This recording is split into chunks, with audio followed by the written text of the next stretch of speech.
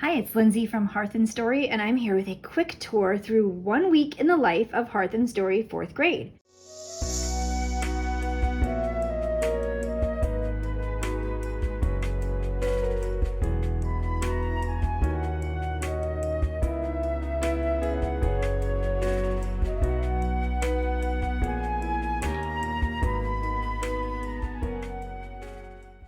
So starting on Monday, this is the second week. I just picked a week at random. This person is going to read chapter 7 and answer the questions of the first state of being. In writing, they're going to go over a graphic organizer for how to plan a paragraph.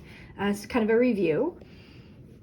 In spelling, they're going to take a pre-test to see how many of this week's words they feel comfortable with. And they're going to have brain food where they are starting to learn how to hold a group discussion and going over some tips on how to do that. On Tuesday, this person is going to read chapter 8 of the first state of being and have a discussion with a parent or peer. They're also going to be reading What Do I Care for Morning by Helene Johnson and comparing that to Starry Night by Vincent van Gogh. Have a little discussion on that. And then they're going to practice their spelling words, writing them in bubble letters. So those were just the words that they didn't get right on Monday that they want to practice throughout the week. On Wednesday, this person is going to read chapter 9 of the first state of being, and they're going to talk about the pros and cons of one of the decisions being made in the book, making a pros and cons list. They are also going to learn about how to write the very first sentence of a paragraph, how to write a hook for your paragraph, which we call a firework. And they're going to plan out using the graphic organizer just that first sentence. So they're just building that really slowly.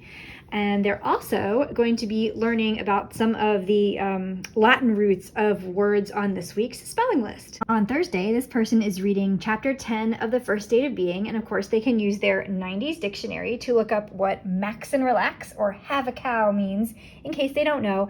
And this one has a really fun discussion prompt in it for especially for parents, so I would recommend doing that one with a parent, someone who was actually around in the 90s, whoever you have access to, who you can interview for this.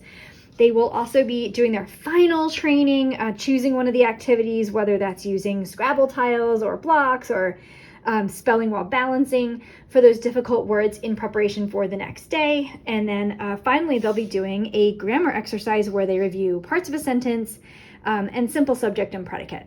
On Friday, this person is reading chapter 11 of the first state of being, and they're going to be talking about how the formatting of a book can actually create meaning and help us get some clues about what's going on. They'll also take their final spelling test of the week and see how it goes. If there's any that they're still struggling with, they can add them to their persistence list that they're going to come back and review in a few weeks and get that second chance at those words. And then finally, they'll be finishing out their grammar by learning about the types of sentences, declarative, interrogative, imperative, exclamatory, and practicing that a little bit. So that's basically what a week in the life of Hearth Story 4th grade looks like. Your schedule might be a little bit different. Maybe you have a 4-day week and you need to condense that a little bit. You can also flip the order of several of these things. You can do poetry on Monday or Wednesday or Friday. It doesn't matter. It's completely up to you. But that's just a typical week. Hopefully that was helpful. If you have any questions, definitely let us know. We're happy to answer them, and happy homeschooling.